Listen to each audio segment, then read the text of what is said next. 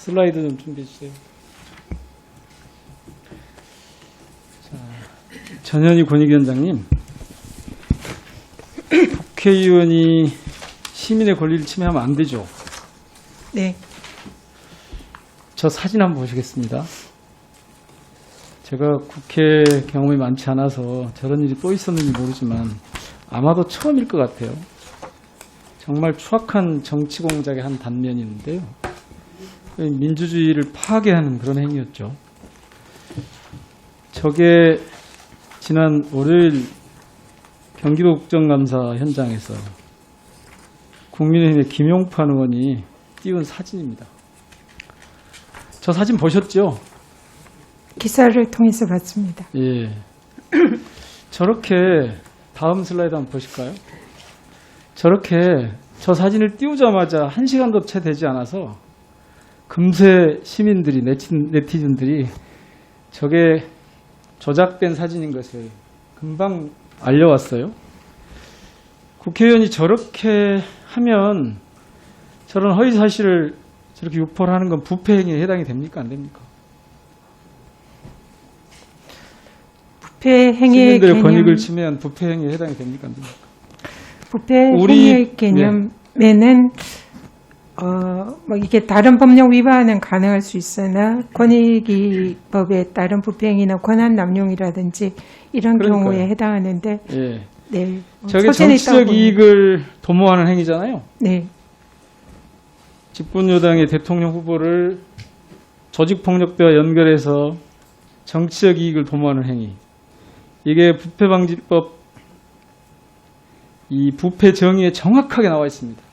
공직자가 직무와 관련하여 그 지위 또는 권한을 남용하거나 법령을 위반하여 자기 또는 제3자 이익을 도모하는 행위. 부패 행위죠. 그러면 저거를 권익위에서 조사해봐야 되는 거 아닌가요? 구체적 사실관계가 확인이 될 필요가 있을 것 같습니다. 그러면 시민들이 저 사실관계를 신고를 하면 조사를 하실 수밖에 없겠네요. 그는 가능합니다. 아니, 저는 조사하고 있어요. 걱정 마시고요. 예. 그러면 가능하다고요? 네. 예. 그럼 신고가 들어오면 가능하다. 더더구나 저거를 그 김용판 의원이 올리면서 정모 변호사를 통해서 이 재소자 신분으로 있는 이 박모 씨가 쓴 건데 그 진술서에 기반을 해서 올리면서 뭐라고 했냐면 공익제보를 받았다 그렇게 얘기를 했어요.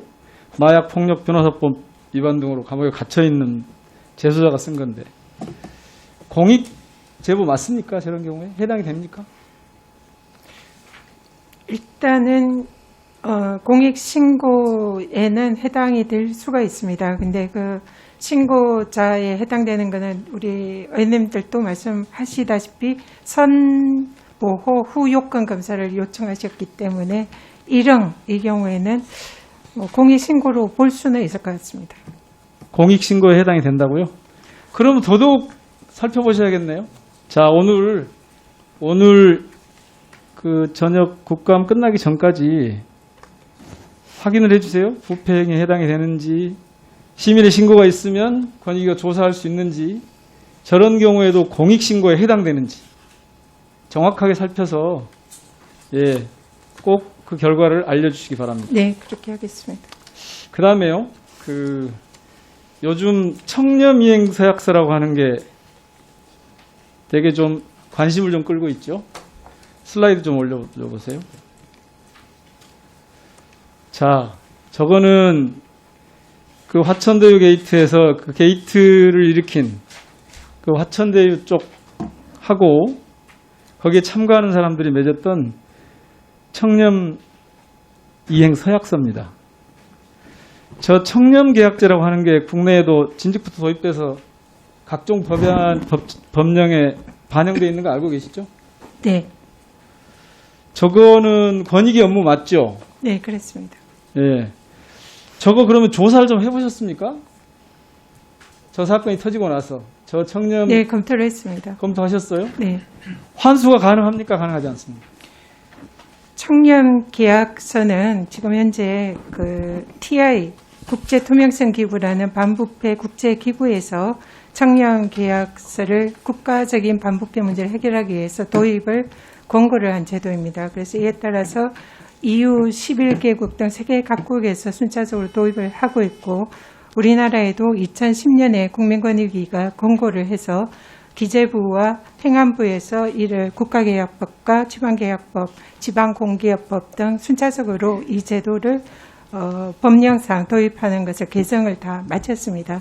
그래서 여기에 따라서 지금 현재 청년계약이 시행이 되고 있는데 이 사안의 경우에는 지금 성남도시개발공사에서 2013년에 이 계약을 도입을 했습니다. 근데 법이 개정 전에 도입이 된 내용이고요. 그래서 법 개정 전이라도 이 청년계약서약서를 도입을 한 것은 상당히 선제적으로 관련 규정이 법이 없을 때에도 도입한 것으로 아주 적극적인 모범 사례라고 좀 판단이 됩니다. 그래서 여기에 따라서 근데 여기 초과이익 환수라든지 계약 해제를 할 수 있는 근거 조항은 있는데 만약에 반부패 행위를 하거나 여기에 따라서 금품을 향응을 하거나 이런 경우에는 그 계약 자체를 무효화할 수 있는 이런 규정입니다. 근데 이 규정에는 계약 환수에 대해서는 규정이 없고요.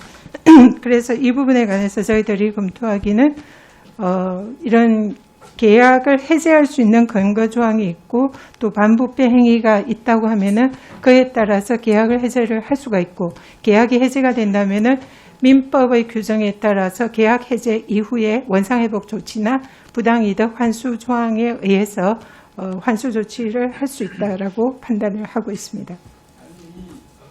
이재명 기사는 국민으로 나와서 환수 있다고 하는데 국민권익위원장님 지금 이걸 환수할 수 있는 내용을 모르신단 말씀. 환수할 수 있다고 말씀드리는 겁니다. 환수할 수 있다고. 네네.